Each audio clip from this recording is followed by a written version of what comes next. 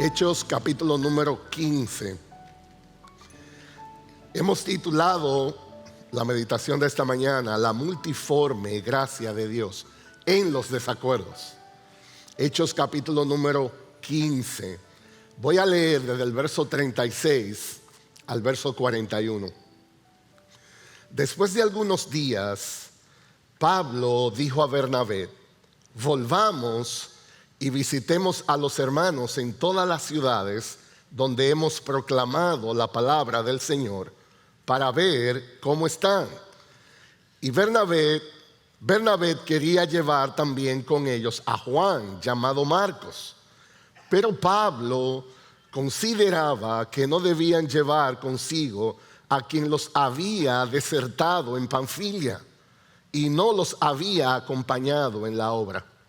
Se produjo un desacuerdo tan grande que se separaron el uno al otro, y Bernabé tomó consigo a Marcos y se embarcó rumbo a Chipre. Mas Pablo escogió a Silas y partió, siendo encomendado por los hermanos a la gracia del Señor.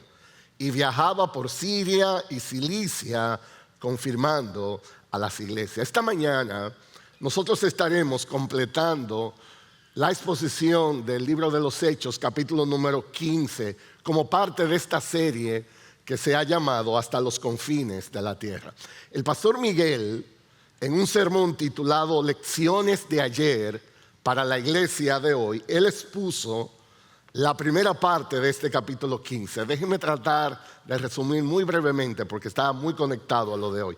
El tema en aquella ocasión fue este gran debate que surgió acerca de la circuncisión de los gentiles para alcanzar la salvación. La idea es, en medio del avivamiento que la iglesia estaba teniendo en aquellos días, los gentiles que no tenían tradición religiosa estaban siendo alcanzados por el evangelio.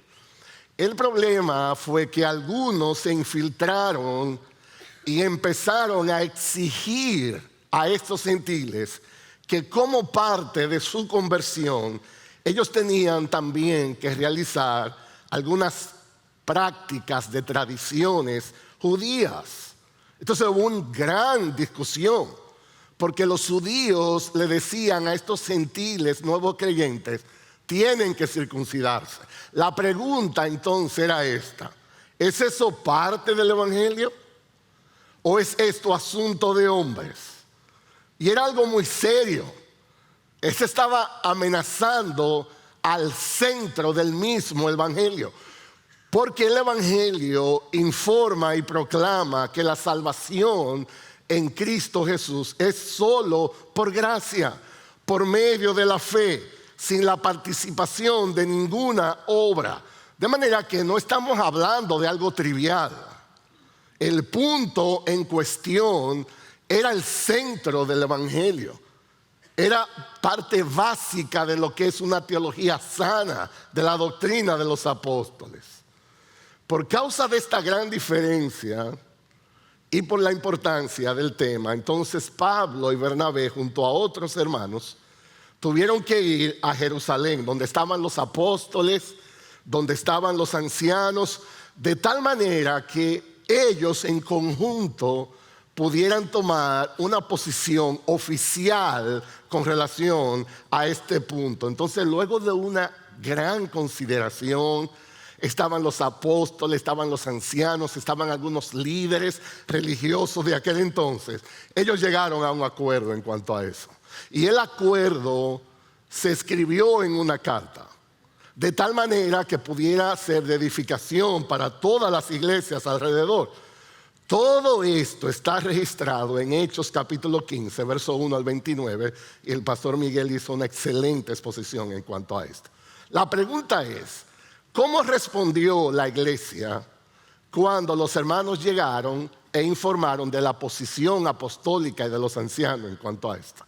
Miren en Hechos capítulo 15, por favor, verso 30 al 35. Hechos 15, verso 30 al 35. Una vez despedidos de Jerusalén, ellos bajaron a Antioquía, donde reunieron a la congregación y entregaron la carta. Y los creyentes la leyeron y se alegraron por su mensaje alentador. Eso llama la atención. Cuando, sobre todo, Pablo y Bernabé leyeron y compartieron, dice que la iglesia se regocijó. Ellos recibieron ese mensaje como un mensaje alentador, porque el evangelio siempre será un mensaje alentador. El problema comienza cuando entramos en legalismo. El legalismo mata el alma, pero cuando el evangelio es predicado, es un mensaje liberador, alentador. Y la iglesia se maravilló, se regocijó. Sobre todo estos gentiles, nuevos creyentes que no entendían bien lo que estaba pasando. ¿Qué más sucedió? Dice el verso 32 que Judas y Silas, que también eran profetas, hablaron extensamente, otra vez, para animarlos y fortalecerlos. Y después de pasar algún tiempo allí, los hermanos los despidieron en paz para que regresaran a quienes los habían enviado. Y Pablo y Bernabé permanecieron en Antioquía enseñando y anunciando la palabra del Señor en compañía de muchos otros. O sea, fue todo un éxito. La iglesia se regocijó, el punto se aclaró, un tema tan serio como el que estaba en cuestión fue aclarado, los hermanos respondieron bien, todo estaba en una relativa calma, pero no por mucho tiempo. Dice el verso 36, después de algunos días, otro lío surgió, otro problema. Después de la controversia de la circuncisión, ahora otro conflicto emerge, y es entre Pablo y Bernabé. Pablo se estaba proponiendo un segundo viaje misionero y el conflicto surgió en torno a si era una buena decisión llevar a un joven que se llamaba Juan Marcos. Pablo estaba opuesto, Bernabé quería llevarlo. Pero es importante entender, este nuevo conflicto y desacuerdo no era en torno a algo doctrinal, sino era un tema de asunto personal.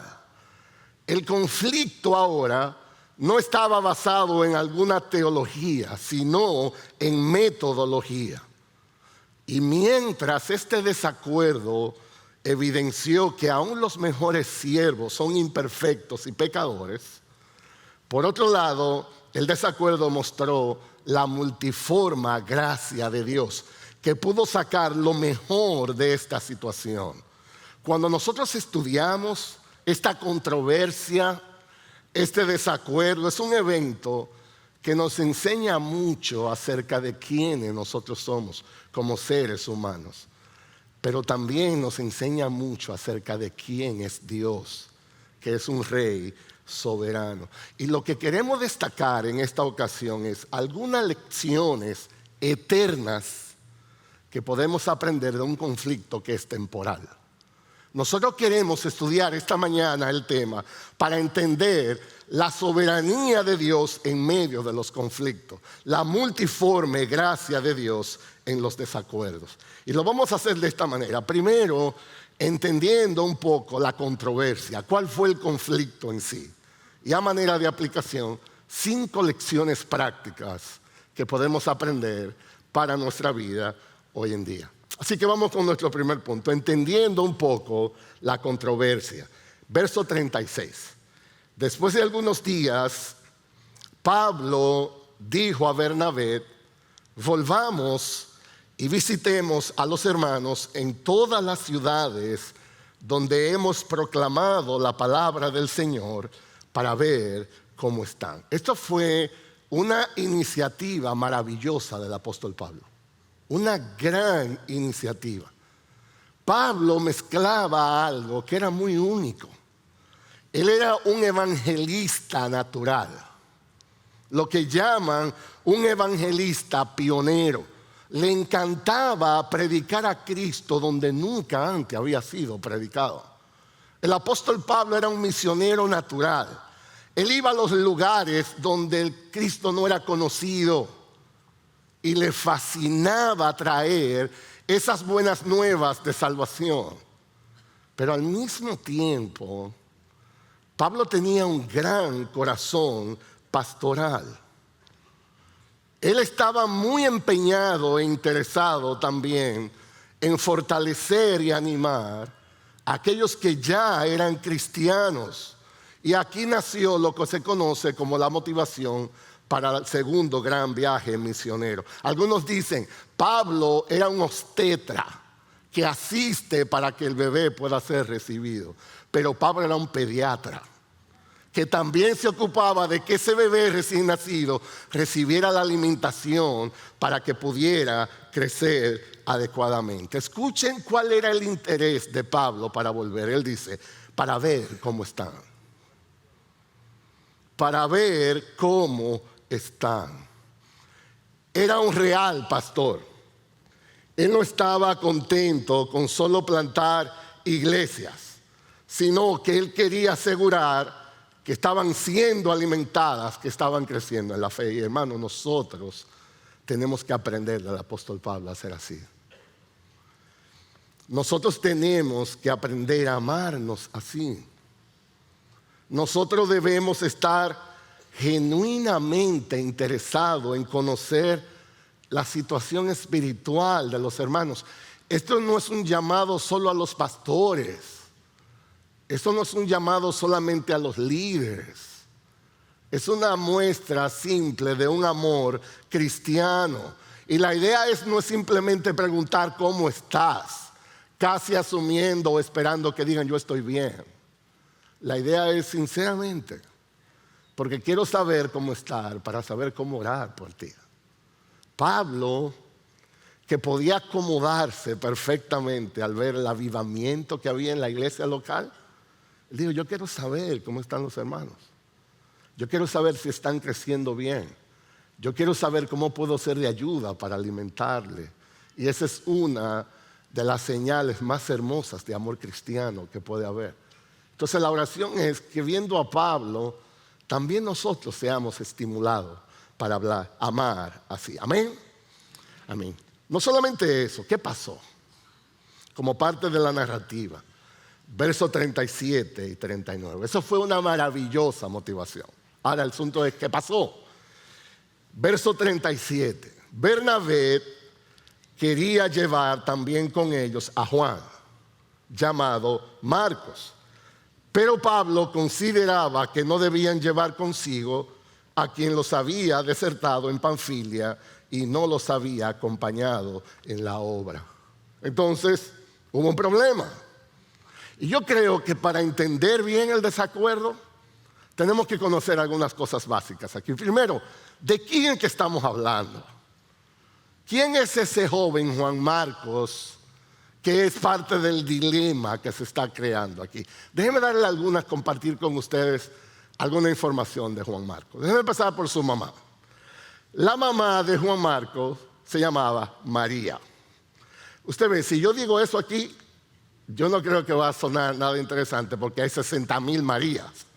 Pero esta María era una María muy especial. Miren en Hechos, voy a leerlo, Hechos capítulo 12, versos 11 y 12. Cuando Pedro salió de la cárcel, él volvió en sí y dijo, ahora en verdad, sé en verdad que el Señor ha enviado su ángel y me ha rescatado de la mano de Herodes y de todo lo que esperaba el pueblo de los judíos. Y al darse cuenta de eso, fue a la casa de María, la madre de Juan, llamado también Marcos, donde muchos estaban reunidos para orar. Era una mujer muy piadosa. Convocaba a los hermanos en medio de situaciones que necesitaban oración. De hecho, algunos estudiosos de la Biblia, esto no es nada dogmático y acabado, pero gente seria, estudiosa de la Biblia, cree que fue en la casa de María donde se celebró la última cena del Señor. Entonces, Juan Marcos venía de un hogar muy piadoso. No solamente eso, Juan Marcos era primo de Bernabé.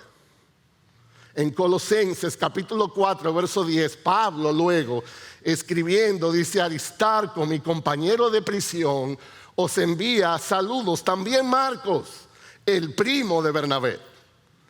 Es decir, que era alguien conocido. Si Juan Marco hubiese sido de la IBI, hubiese sido apellido Núñez, Salcedo, o toda esa cosa, Gibre, era una gente conocida, no era ningún extraño. No solamente eso, Juan Marcos fue un especial asistente de Bernabé y de Saulo anteriormente. Se unió a ellos cuando ellos regresaron de Jerusalén a Antioquía después que murió el rey Herodes. Dice Hechos 12:25, pero la palabra del Señor crecía y se multiplicaba, y Bernabé y Saulo regresaron de Jerusalén después de haber cumplido su misión, llevando consigo a Juan, también Marcos. Era alguien del grupo, era alguien muy conocido. Y la máxima misión en la que Juan Marcos participó fue el primer viaje misionero. Eso fue muy único y especial. Bernabé y Saulo, dice que el Espíritu Santo pidió que fueran apartados para la obra. Y la iglesia oró sobre ellos. Y la iglesia los encomendó. Dice en Hechos capítulo 13, versos 3, entonces después de ayunar, orar y haber impuesto las manos sobre ellos, los enviaron. Y dice el verso 4, aquí en Hechos 13, ellos pues, enviados por el Espíritu Santo, descendieron a Cilicia, de allí se embarcaron a Chipre, llegaron a Salamina, proclamaban la palabra de Dios en la sinagoga de los judíos y tenían también a Juan de ayudante. Entonces, Pablo y Bernabé conocían a este muchacho. Habían estado con ellos, estaba creciendo con ellos. ¿Qué fue lo que pasó en el viaje?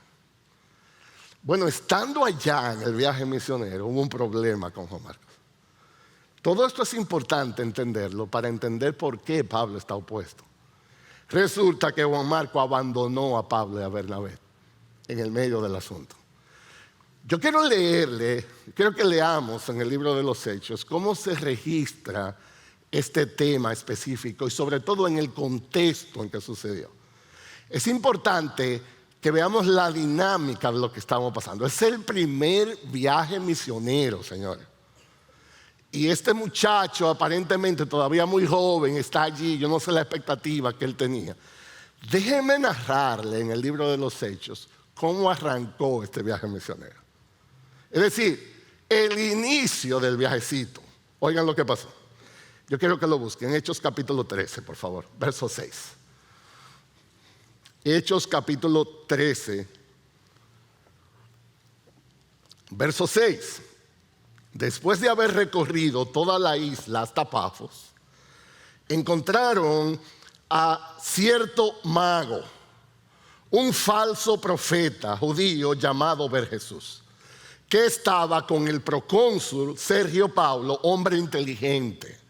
Este hizo venir a Bernabé y a Saulo, es decir, el precónsul, y deseaba oír la palabra de Dios. Pero Elimas, el mago, pues así se traduce su nombre, se les oponía, tratando de desviar de la fe al precónsul. ¿Ustedes van entendiendo la idea? Es decir, Dios empieza a abrir las puertas en este viaje misionero. Una persona de mucha influencia y prestancia está interesado en escuchar. Pablo y Bernabé llegan, el equipito llegó, y entonces este mago está en el medio tratando de desviar la atención. Y escuchen lo que hizo Pablo. Señores, yo quiero que ustedes lean pensando que Juan Marcos está ahí observando. Verso 9. Entonces Saulo, llamado también Pablo, lleno del Espíritu Santo, fijando la mirada en él, es decir, en el mago, le dijo: tú, hijo del diablo, que estás lleno de todo engaño y fraude, enemigo de toda justicia, ¿no cesarás de torcer los caminos rectos del Señor? Ahora he aquí, la mano del Señor está sobre ti, te quedarás ciego y no verás el sol por algún tiempo. Y al instante, niebla y oscuridad cayeron sobre él, e iba buscando quien lo guiara de la mano. Entonces el procónsul, cuando vio lo que había sucedido, creyó maravillado de la doctrina del Señor. O sea, arrancando el viajecito, lo primero que Juan Marcos se tiró de primer asiento fue a un mago que lo hicieron ciego empezando. Entonces él dijo, ven acá, yo lo voy a poner en dominicano. Y esto es empezando. Versículo 13, Pablo y sus compañeros zarparon de Pafo y llegaron a Perge de Panfilia, pero Juan, apartándose de ellos, regresó a Jerusalén. Es como si él dijera, esto no es lo que me contaron. Huyamos a la izquierda. Se desapareció el tipo. En el medio del viaje misionero, Lucas, el autor del libro, no da la razón por la cual Juan Marcos se fue. Por lo tanto, todo lo que podamos decir aquí es especulación. Algunos dicen que tal vez este joven no estaba listo. Era demasiado joven para la carga espiritual de este llamado. De hecho, en Panfilia, a donde zarparon ahora, iban a venir los desafíos más grandes de este viaje misionero. Ahora es que este asunto se iba a complicar. De hecho, Pablo y Silas cayeron presos por predicar el evangelio. Entonces yo me imagino, dicen algunos, que Marco estaba calculando, esto como que no es para mí. ¿Cómo ese asunto de que Juan Marcos los abandonó afectó la decisión de ahora? Bueno, Pablo estaba negado a llevarlo otra vez. Déjenme leer de nuevo, versos 37 y 38. Bernabé quería llevar también con ellos a Juan, llamado Marcos, pero Pablo consideraba que no debían llevar consigo a quien los había desertado en Panfilia y no los había acompañado en la obra. Yo quiero que ustedes entiendan la situación. No era un asunto de indisposición de Pablo con Juan Marcos. Era un asunto de sabiduría. Déjenme contarle esto. Algunos de ustedes saben, yo serví en una iglesia en Bethlehem, en Minnesota, que es una iglesia esencialmente misionera. Es la iglesia, como iglesia local independiente, que más misioneros envía en el mundo. El presupuesto de misiones al momento de yo salir de la iglesia eran $2 millones, solo para misiones. Hay un eslogan allá, una expresión que dice, o usted va al campo misionero, o usted apoya a un misionero o usted desobedece. Elija donde usted quiere estar. Y de todo lo que se hablaba era de misiones. Pero había muchos problemas. Ir al campo misionero es algo muy difícil. Eso requiere mucha madurez. Usted no va al campo misionero para tirarse foto y publicarlo en Instagram. Esa no es la idea. Hay suicidios, hay persecuciones, hay abusos, hay amenazas todo el tiempo. Hay muchas cosas de espiritistas, muchos vudús, muchas cosas rarísimas. Es una lucha espiritual muy densa, hay mucha oscuridad. Lo peor que una persona puede pasar es irse al campo misionero sin estar listo. Y eso sucedía. Y yo recuerdo como hoy casos que había que salir de emergencia al África, donde sea, a buscar una gente de esa que no dio. Literalmente entró en un van que el equipo llamaba, vengan a buscarlo. Eso no es fácil. De hecho, déjenme decirles, nosotros en nuestra iglesia tenemos un regalo de Dios aquí en el equipo de misiones que tenemos aquí. Hay familias, los chiquiros, Amalia, Daisy, Gabriel, Janine. Eso es un regalo de Dios para nosotros. No solamente tienen el llamado, sino la madurez para estar ahí.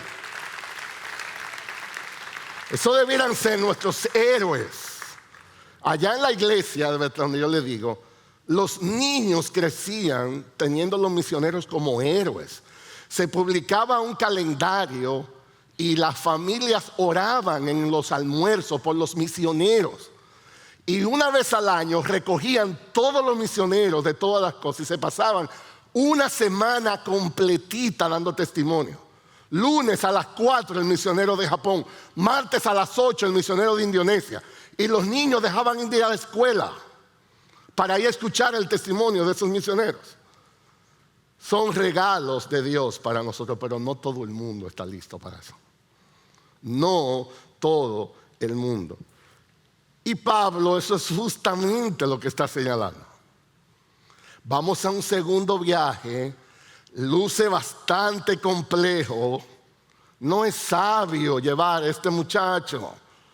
La palabra que Pablo usa dice, él nos había desertado. Y en el original, en el griego, significa no solamente que los dejó, sino que los abandonó literalmente. Se fue en un momento cuando más lo necesitaba. Pablo estaba cerrado a eso. Bernabé, por el otro lado, no lo veía así. Diferentes personalidades aquí. Pablo veía un problema, un obstáculo. Bernabé veía una oportunidad. Bernabé quería invertir en el muchacho. Bernabé quería ver el potencial allí. La oportunidad de crecimiento que eso representaba. Y no se pudieron poner de acuerdo. No se pudieron. ¿Y qué tan grande fue el desacuerdo? Dice aquí en Hechos capítulo 15, verso 39, se produjo un desacuerdo tan grande que se separaron el uno del otro. La versión de la nueva versión internacional dice, se produjo entre ellos un conflicto tan serio que terminaron por separarse. Y así lo hicieron. Dice el verso 39 en la segunda parte, Bernabé, tomando a Marcos, navegó a Chipre. Y Pablo, escogiendo a Silas, salió encomendado por los hermanos a la gracia del Señor y pasó por Siria, Cilicia, confirmando a las iglesias. Bernabé tomó a Juan Marcos y se fueron a Chipre. Había algo logístico en cuanto a eso. Bernabé era de esa ciudad. Bernabé era nativo de Chipre, conocía la ciudad muy bien. Juan Marcos también conocía esa ciudad porque la única parte que él completó fue esa cuando fueron a Chipre. Entonces había una logística ahí. En cambio, Pablo y Silas se fueron a un viaje mucho más largo, más completo, lo que se conoce como el segundo viaje misionero del apóstol Pablo. Dios los redirigió a Grecia. Y ellos en este segundo viaje misionero llevaron el evangelio a Europa. Y hubieron muchas bendiciones. Dentro de las bendiciones que se cuentan de este viaje misionero de Pablo está un joven llamado Timoteo, quien fue localizado en ese viaje y llegó a ser uno de los más fieles servidores del evangelio.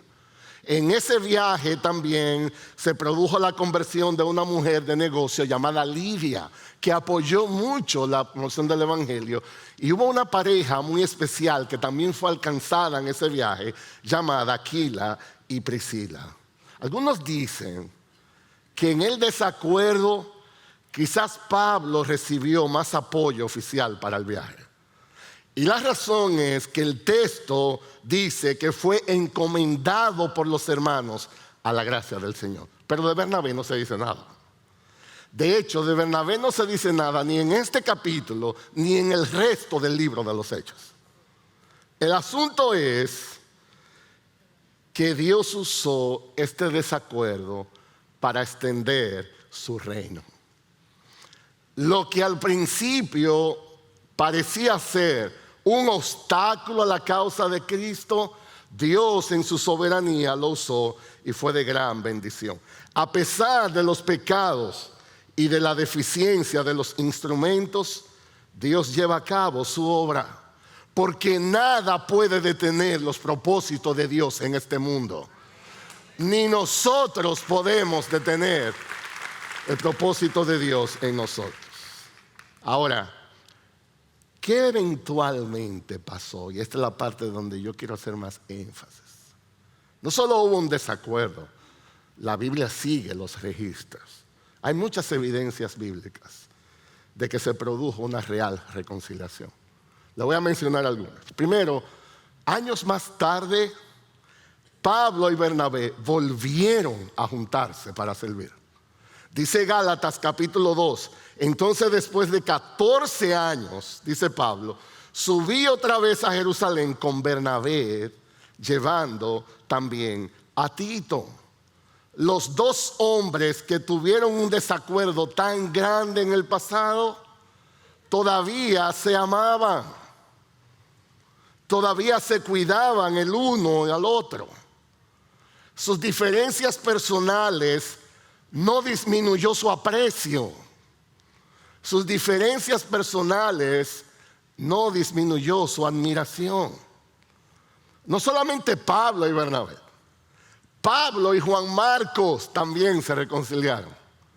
Esto es impresionante. Escribiendo a la iglesia de Colosenses, dice el capítulo 4, verso 10, también Marcos, el primo de Bernabé, acerca del cual recibisteis instrucciones. Si él va a vosotros, recíbanlo bien. Si Juan Marcos los visita como está instruido, yo quiero que lo reciban bien. De hecho, menciona en el mismo texto que él fue un motivo de mucho consuelo para el apóstol. Dice, y también Jesús llamado Justos.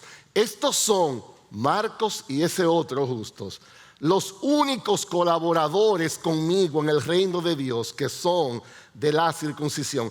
Ellos han sido de un gran estímulo para mí, dice el apóstol Pablo. Juan Marcos, años después, dice el apóstol Pablo, ha sido de gran estímulo para mí. Le llama colaborador en el evangelio. Cuando Pablo escribe en 2 de Timoteo 4:11, para mí, una de las declaraciones más hermosas de un maestro hacia un discípulo. Escuchen esto. 2 de Timoteo 4:11. Solo Lucas está conmigo, dice él en la despedida. Toma a Marcos, le dice Pablo a Timoteo, y tráelo contigo, porque me es muy útil para el ministerio. Pablo le dice a este joven pastor Timoteo, trae a Marcos. Es de gran estímulo, es de gran utilidad para mí. No solamente a Pablo, Juan Marcos creció y fue de gran ayuda para Pedro como apóstol. Cuando Pedro habla de Juan Marcos, dice así, en 1 de Pedro 5:13, la que está en Babilonia, elegida juntamente con vosotros, saluda. Y también os saluda mi hijo Marcos. Mi hijo Marcos, dice el apóstol Pedro. Y como si eso no fuera poco, este joven Juan Marcos llegó a crecer tanto que la mayoría de los estudiosos de la Biblia coinciden en señalar que él es el autor del evangelio que lleva su nombre, Evangelio según San Marcos. Aún al día de hoy sigue sirviendo a nosotros como autor de ese evangelio. Esa historia muestra la realidad humana. Nuestras debilidades y nuestros pecados crean una real dificultad en el deseo de glorificar a Dios. Esa historia muestra la realidad divina. Nuestros pecados y debilidades no impedirán que el Dios soberano lleve a cabo sus propósitos para su reino. ¿Qué lecciones podemos aprender de este desacuerdo? 5 lecciones prácticas que yo quisiera proponer como enseñanza de esto. Primero, debemos aprender a cultivar el espíritu de Bernabé. En la iglesia hay de todo. Hay Pablos y hay Bernabé. Algunos están orientados a metas y obras, otros están orientados a la gente, a desarrollar potencial. Nosotros debemos sostener a los débiles.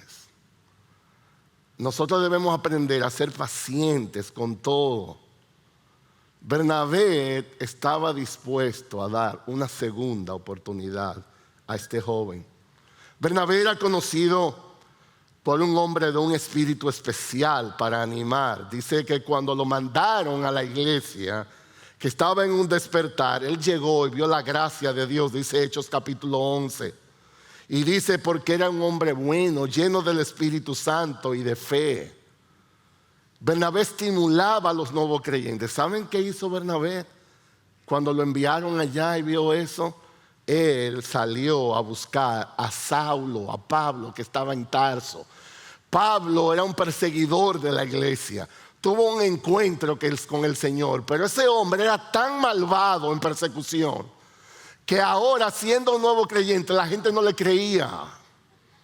La gente estaba, diríamos en dominicana, estaba chiva la gente. ¿Será verdad o no verdad? Porque él entraba a las casas de los cristianos para perseguirlo. ¿Saben quién se encargó de eso? Bernabé. Miren lo que dice en Hechos capítulo 9, verso 26. Cuando llegó a Jerusalén, Saulo, él trataba de juntarse con los discípulos, pero todos les temían, no creyendo que era discípulo. Pero Bernabé lo tomó y lo presentó a los apóstoles y les contó cómo Saulo había visto al Señor en el camino y cómo le había hablado y cómo en Damasco había hablado con valor en nombre de Jesús. Necesitamos cultivar como pueblo, como iglesia, ese espíritu de gracia. Dice 1 Timoteo 5:14, os exhortamos, hermanos, a que amonestéis a los indisciplinados, pero también que animéis a los desalentados, que sostengáis a los débiles, que seáis pacientes para con todos. Una de las grandezas que aprendemos aquí de Bernabé es que él estuvo dispuesto a dar una segunda oportunidad. Y Dios es así. Dios es también así. La Biblia está llena de testimonios de que nuestro Dios es un Dios que da segundas oportunidades. Dios le dio una segunda oportunidad a Jonás. ¿Recuerdan ustedes la historia de Jonás? Dios lo había enviado a Nínive y él dijo, no voy para allá. Y en desobediencia abierta se fue a Tarsis. ¿Y saben qué pasó? Hubo que mandarle un Uber. Le mandaron una ballena de este tamaño hasta llevarlo para atrás. Pero Dios le dio una segunda oportunidad. Dice en Jonás capítulo 3, verso 1. La palabra del Señor vino por segunda vez a Jonás. Anda, ve a la gran ciudad de Nínive, proclama el mensaje que te voy a dar. Y Jonás se fue hacia Nínive conforme al mandato del Señor. Dios le dio una segunda oportunidad a Pedro. Pedro negó al Señor 3 veces. El registro bíblico en los evangelios cuenta que cuando arrestaron a Jesús, Pedro estaba observando un poco de lejos, pero en el grupo hubieron gente que lo identificaron. Y la idea le dijeron a Pedro, tú eres de él, nosotros te hemos visto. Y él dijo, yo no conozco a ese hombre, yo no conozco a ese hombre. Y la tercera vez que le negó fue muy doloroso. Yo lo voy a leer en el Evangelio de Lucas, cuando se registra la tercera negación de Pedro. Cuando le dijeron, tú eres de él, él dijo, yo te digo, no sé de qué tú estás hablando, hombre. No conozco a ese señor. Y al instante, estando él todavía hablando, cantó un gallo. Entonces, el Señor se volvió y miró a Pedro. Jesús, cuando oyó el canto del gallo, la negación, se volvió hacia él y lo miró. No hubieron palabras, solo lo miró. Y recordó Pedro la palabra del Señor, como le había dicho, antes de que el gallo cante hoy me negarás 3 veces. Y dice que Pedro salió afuera y lloró amargamente. El griego dice, desconsoladamente lloró. Negó a su Señor de una manera vergonzosa.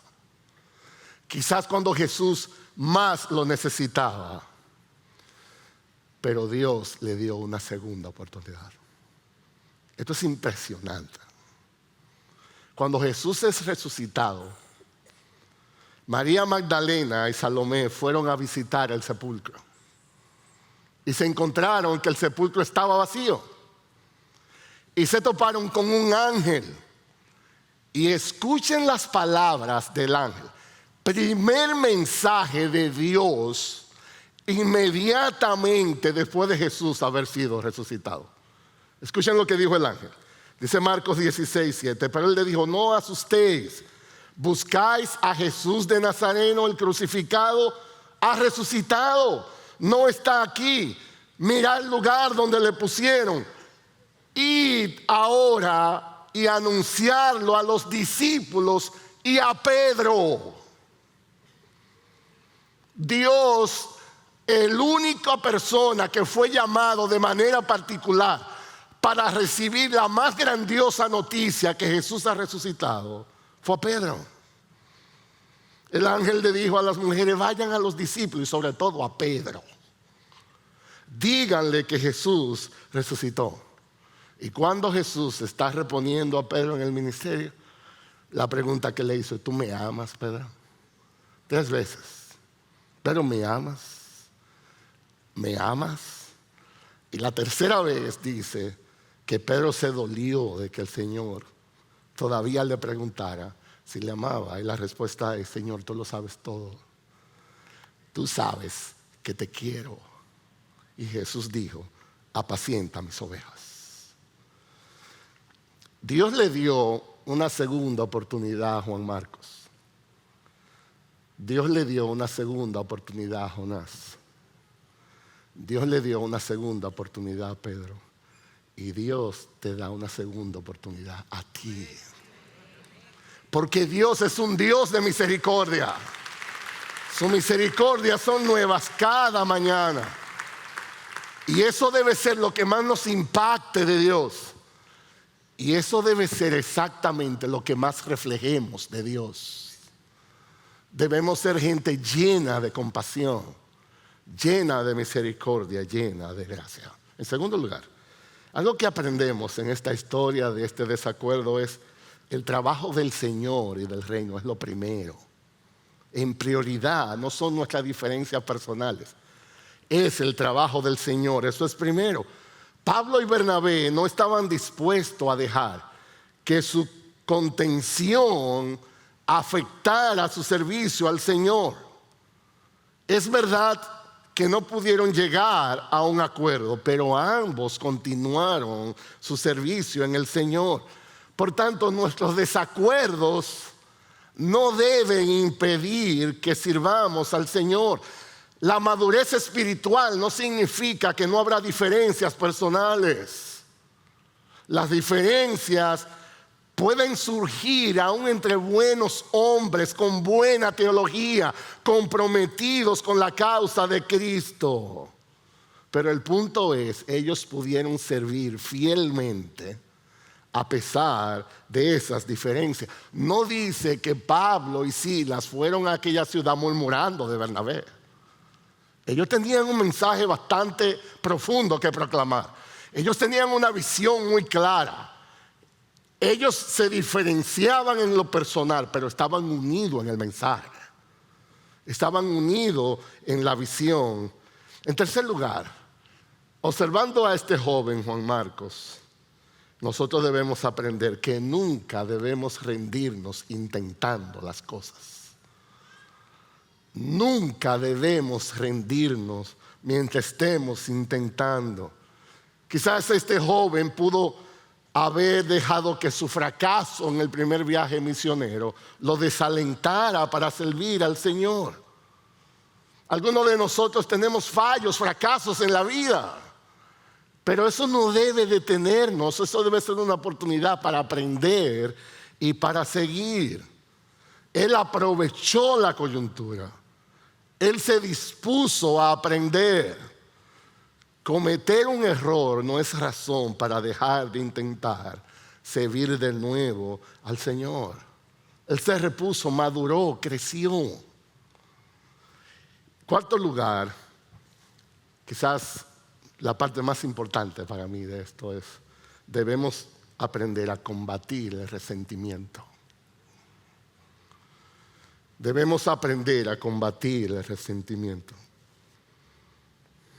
El problema muchas veces no es el desacuerdo. El problema es el resentimiento que eso deja. Si no sabemos trabajar eso, entonces el desacuerdo será una real dificultad. Pablo pudo vencer eso. Pablo pudo decir de este joven años después: me es muy útil en el ministerio. Y algunos de nosotros tenemos serias dificultades en perdonar a aquellos que nos decepcionan. Algunos de nosotros tenemos dificultad para perdonar a aquellos que nos ofenden. Eso no fue una dificultad para estos hombres. Ellos fueron capaces de demostrar en el tiempo que sus diferencias eran personales, no más de ahí. Y ese es un buen tiempo para nosotros reflexionar en esta verdad. Si nosotros estamos en tiempo de Navidad, entiéndase, celebramos el más precioso regalo que jamás un hombre pueda recibir, que es Jesús. Eso es lo que debe distinguir un tiempo como este. Nosotros debemos aprender a perdonar. Nosotros debemos aprender a combatir el resentimiento en nuestros corazones. Este es un buen tiempo para dar y recibir perdón. No regales en Navidad solo lo que se puede comprar. Hay un regalo más hermoso que solo se alcanza por la gracia. Aprendamos a regalar perdón. Aprendamos a buscar reconciliación. Este es un buen momento para reflexionar de amistades que están en cuestionamiento, relaciones en la iglesia, en la familia, alrededor nuestra. El mejor regalo que nos podemos dar a nosotros mismos es otorgar el perdón. El perdón sana la amargura, es el inicio de un proceso de sanación. Es más bendecido el que da el perdón que el que lo recibe. Porque al perdonar somos liberados de la esclavitud del odio. Somos liberados de la esclavitud de ese desprecio. Y finalmente, en quinto lugar, aprendemos que el final es siempre mejor que el principio. El final es siempre mejor que el principio. Esto empezó en un gran desacuerdo, en una gran controversia, pero esto terminó en una gran bendición. Pablo creció, Bernabé creció, Juan Marcos creció. Pudo ser útil a los apóstoles, puede ser útil a nosotros escribiendo uno de los evangelios. El final de una cosa es mejor que el comienzo. Dice Eclesiastés capítulo 7, verso 8, mejor es el fin de un asunto que su comienzo. Mejor es la paciencia de espíritu que la altivez de espíritu. Por tanto, el éxito no se puede medir por cómo comenzamos.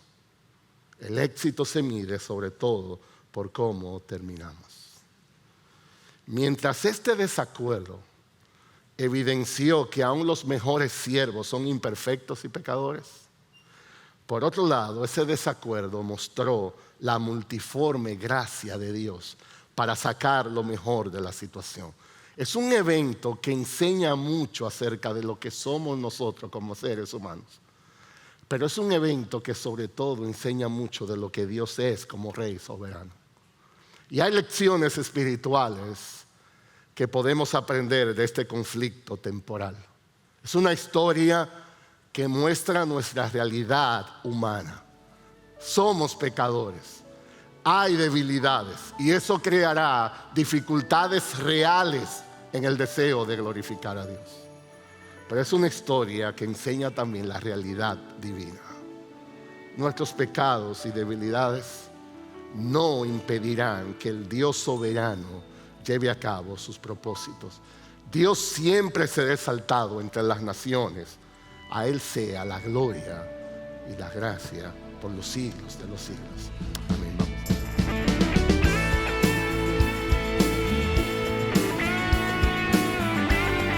Esta es una producción que llega hasta ustedes gracias a los aportes de individuos y empresas comprometidos con la defensa de la fe.